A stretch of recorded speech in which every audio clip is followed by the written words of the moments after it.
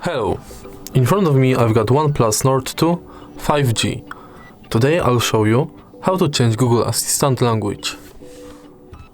So let's open Google app, tap on More and go to Settings. Tap on Google Assistant and now on Languages. Select language from the list and do the same thing for second language. And now you've got your new language for Google Assistant. If you find this video helpful, please leave like, comment and subscribe.